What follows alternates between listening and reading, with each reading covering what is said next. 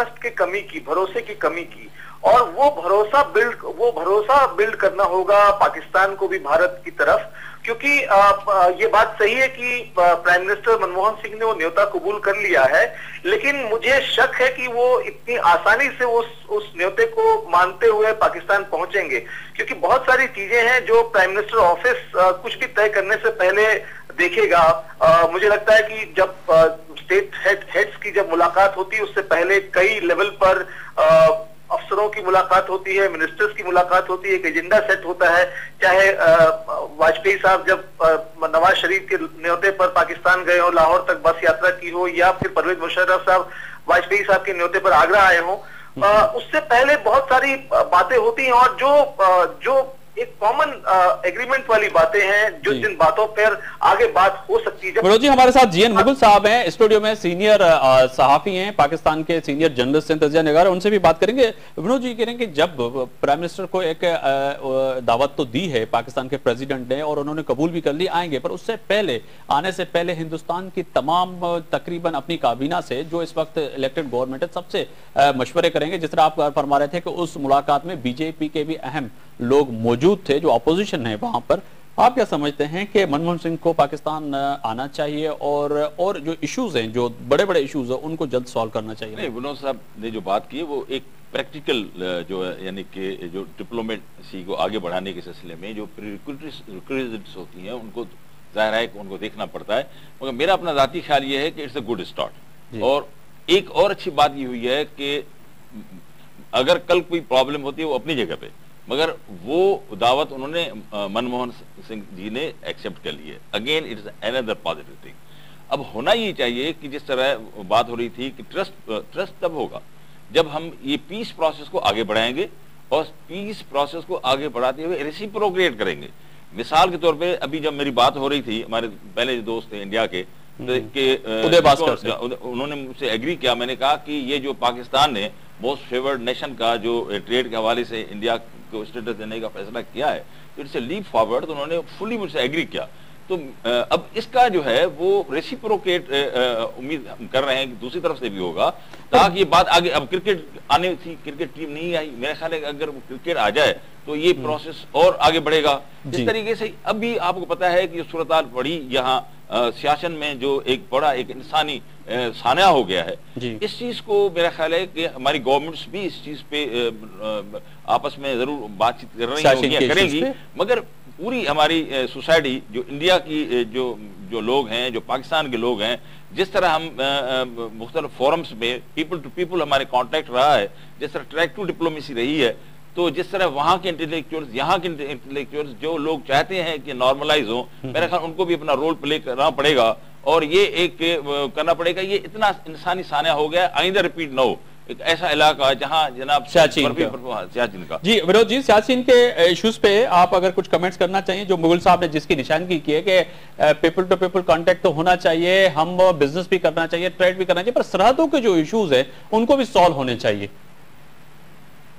देखिए, दोनों मुल्कों के बीच में जो जंग हुई अब तक, उसमें उतने फौजी नहीं मारे गए जितने की सियाचिन की जो है उसको हिफाजत करते हुए दोनों मुल्कों के फौजी मारे गए हैं। तो ये अपने आप में एक बहुत बड़ा सवाल है। लेकिन मैं दूसरी बात कहना चाहता हूं कि भारत और पाकिस्तान के बीच में जो बातचीत जिसका जिक्र अभी साहब ने किया, उसमें मेरा हमेशा से मानना है कि क्यों नहीं इंडिया और चाइना जिस मॉडल पे काम कर रहे हैं, जिस बिजनेस मॉडल पे काम कर रहे हैं, उस मॉडल पे काम करें। इंडिया और चाइना के बीच में जो डिफरेंसेस है वो भारत और पाकिस्तान, इंडिया और पाकिस्तान के बीच के डिफरेंसेस से बहुत कम या ज्यादा नहीं है। लेकिन दोनों मुल्कों ने कम से कम इतना तय किया हुआ है कि डिफरेंसेस हम एक तरफ रखें, एक दूसरे के साथ दोस्ती करें, एक दूसरे के साथ ट्रेड करें, एक दूसरे के इकोनॉमी को हेल्प करें। जो जिस अभी साहब ने जिक्र किया कि पाकिस्तान की तरफ से अगर भारत को MFN स्टेटस मिला हुआ है, तो ये वाकई बड़ी बात है, एक बहुत पॉजिटिव स्टेप है। तो मैं कह रहा हूं कि इंडिया और चाइना के बीच का जो मॉडल है, बिजनेस का मॉडल है, इकोनॉमी का मॉडल है, उसी मॉडल को अगर दोनों देशों के बीच में डिफरेंसेस हैं, उसके बावजूद उस मॉडल को रख करके दोनों देशों के बीच में कम से कम ट्रेड, इकोनॉमी, इन सब मसलों पर तो कम से कम दोनों मुल्क कंधे से कंधे मिलाकर चल सकते हैं। जी बहुत शुक्रिया विनोद कापड़ी साहब, हमारे साथ आप लाइन पर मौजूद है नई दिल्ली से, मैनेजिंग एडिटर इंडिया टीवी। बहुत शुक्रिया आपने हमें टाइम दिया।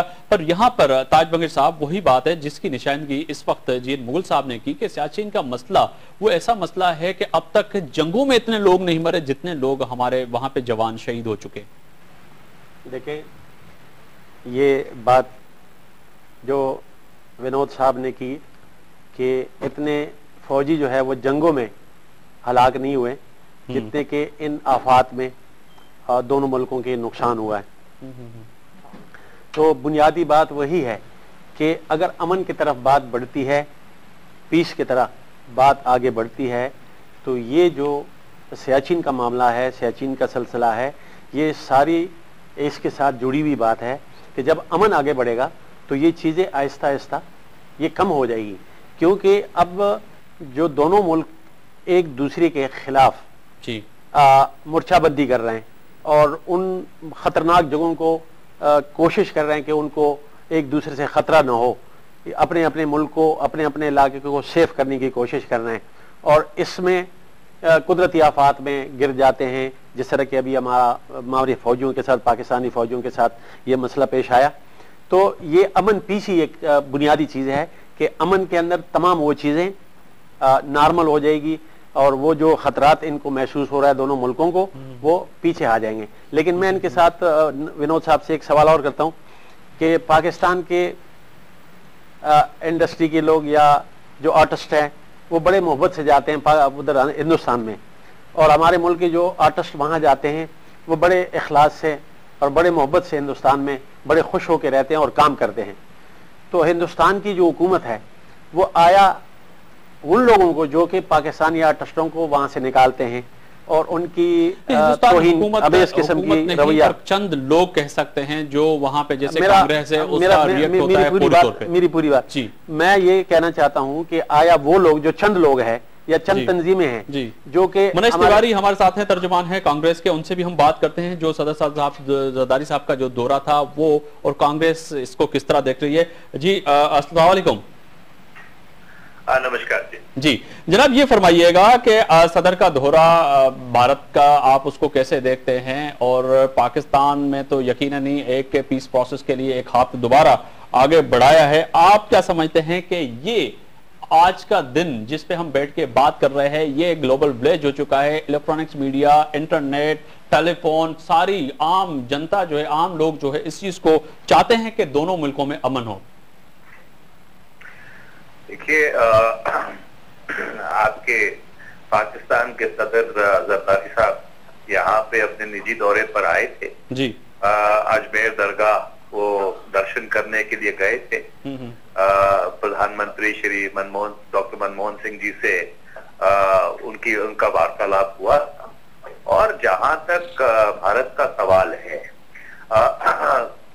भारत का अवाम भी ये चाहता है कि पाकिस्तान के अवाम के साथ जो रिश्ते हैं वो बेहतर हो, पर बड़ी बात ये है कि एक जो ट्रस्ट डेफिसिट है, जो एक मुद्दे की कमी है, और उसका मुख्य कारण ये है कि भारत का अवाम ये उम्मीद करता है कि जो दहशतगर्द है और खासकर जिन्होंने 26/11 को अंजाम दिया था और जिनके बारे में पुख्ता सबूत पाकिस्तान की सरकार को दिए जा चुके हैं, उनके खिलाफ तुरंत कार्रवाई होनी चाहिए।